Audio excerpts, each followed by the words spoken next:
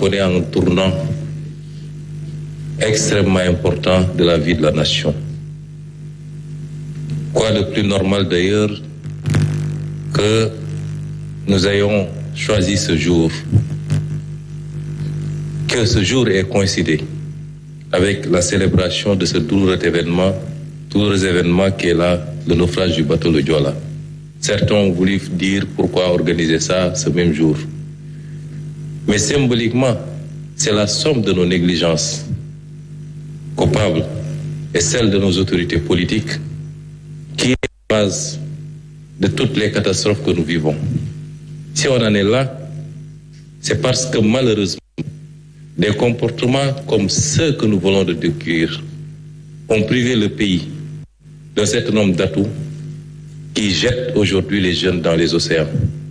Ont privé le pays d'un certain nombre d'atouts qui auraient réglé la question des inondations, puisque 750 milliards sont supposés avoir été engloutis. Il ne faut pas sous-estimer ces comportements. À chaque fois qu'on ment au peuple et à chaque fois qu'un centime est détourné de son objectif, c'est une infrastructure, c'est des décisions de politique publique qui auraient impacté positivement sur la vie des Sénégalais qui aura été compromis. Et c'est pourquoi nous voulons que le peuple sénégalais mesure la gravité de cet instant. Le vrai débat, il est là. C'est pas les diversions qu'on nous sert tous les jours à travers les médias et les réseaux sociaux. Les vrais débats dans les pays démocratiques avancés sont de cet ordre-là. Parce que c'est ça qui impacte sur la vie des Sénégalais. Et non pas les débats de personnes à longueur de journée. Et je voudrais dire ici que notre combat politique pendant toutes ces années n'a été autre chose que ça. Et nous serons à la hauteur parce que ceux qui ont donné leur vie pour que ce projet aboutisse, nous devons nous hisser à leur hauteur et les rendre fiers d'avoir combattu. Aujourd'hui est un jour important, un point de départ qui, au-delà de la présentation de ces chiffres, doit marquer une nouvelle page dans la vie de ce pays et dans la gestion des affaires politiques. Nous respectons donc la parole donnée au peuple. Cette parole est reflétée par tout notre combat. Sur ces considérations, pendant 10 ans, nous avons alerté. Je me rappelle qu'en 2018, en tant que député, j'adressais aux représentants du Fonds monétaire ici à Dakar une correspondance pour attirer son attention sur le dépassement sur les ressources extérieures de plus de 300 milliards. Cette correspondance avait été préparée par l'actuel président de la République et une petite équipe. Nous avons toujours alerté. Et j'ai toujours dit, sur la tribune de l'Assemblée nationale, qu'on ne gouverne pas un pays dans le mensonge et dans la manipulation. Aujourd'hui, que nous sommes aux affaires, nous pouvons plus aisément prouver aux Sénégalais jusqu'à quel point ils ont été manipulés. Mais rien ne sera plus comme avant. En ne présentant pas notre dossier au FMI par devoir de vérité, nous nous sommes ainsi passés de ressources de l'ordre de 130 milliards de francs CFA au mois de juillet 2024. Mais c'est la responsabilité de ceux qui ont manipulé les écritures et qui ont privé le pays de ses ressources. Ceci pour ne pas nous mentir à nous-mêmes, mais pour ne pas mentir au peuple ni à nos partenaires techniques et financiers. Notre nouveau paradigme sera désormais de ne plus attendre, moyennant des financements, qu'on nous pose des conditionnalités qui sont des évidences et des exigences que nous devions nous-mêmes adopter. Que nous devions nous-mêmes adopter dans la gestion de nos finances publiques, la protection des couches vulnérables, dans la bonne gouvernance et la lutte contre la corruption, le détournement des deniers publics et le blanchiment de capitaux.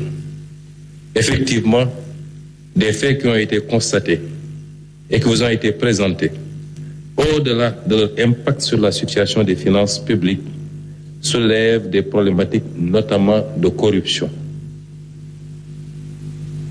C'est ça qui est regrettable. Non seulement ils ont manipulé les chiffres, mais toute cette manne financière qui a été captée par le Sénégal a été détournée pour une très grande partie de ces objectifs pour enrichir les autorités politiques. Et donc la politique d'endettement effrénée a donné lieu à l'utilisation des ressources de façon non transparente et favorable à une corruption généralisée. L'endettement par le biais d'offres spontanées. Là, nous abordons la méthodologie, le modus operandi pour détourner en masse les deniers publics. Ce n'est pas l'objet de ce point de presse.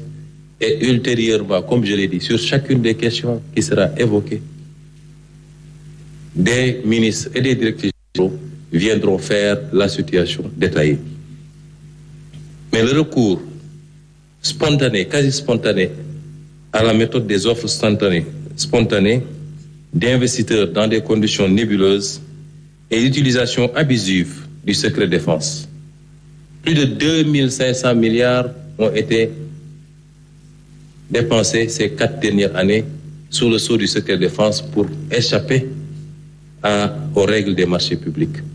Et bonjour les dégâts. Et donc toutes ces pratiques ont facilité la corruption. Plus de 25 000 milliards de CFA ont été mobilisés, offrant un champ illimité à toutes les dérives. De telles pratiques, y compris celles consistant à contracter des crédits bancaires hors du circuit de contrôle budgétaire, ouvrent la voie des dérives dans l'utilisation discrétionnaire des ressources. Le trésor public s'est retrouvé dans une situation où il n'est au courant de ces opérations qu'au moment de leur effectivité ou au moment du remboursement des prêts contractés. Je pense sur toutes les mauvaises pratiques qui ont permis à des lobbies politico-affairistes de détourner une bonne partie de ces fonds de leur destination en s'enrichissant indûment à coups de centaines de milliards. Il en va de la pratique des remises gracieuses. Il en va de la pratique des remises gracieuses. Et chacun de ces points que j'évoque va faire l'objet plus tard d'un exposé qui permettra aux Sénégalais d'apprécier le carnage qui a été organisé. Il en va de la pratique des remises gracieuses, des fausses exonérations fiscales, celle des acquiescements ou autres rachats de créances, celle des certificats nominatifs d'obligation, de l'accaparement foncier et la privatisation illégale du patrimoine bâti de l'État, au profit de la famille, au profit du griot, au profit des amis. Et dans les jours à venir, vous aurez tous les détails par rapport à ces pratiques. Il y a même lieu de s'interroger sur les conditions d'attribution des marchés d'approvisionnement du pays en hydrocarbures. Et sur le surfinancement de 605 milliards de l'exercice 2023, une bonne partie a été effectivement utilisée en couverture d'opérations extra-budgétaires. La vérité n'a pas été dite aux Sénégalais sur ce dossier, comme je l'ai dit tout à l'heure. Mais nous n'avons pas trouvé ces ressources dans les caisses, ou alors une bonne partie de cette somme, lorsque le président Diomaye prenait fonction. Les responsabilités devront être situées, le ministre de la Justice en a parlé, de tous ceux qui ont eu à jouer un rôle. J'ai parlé du ministre Moustapha Ba,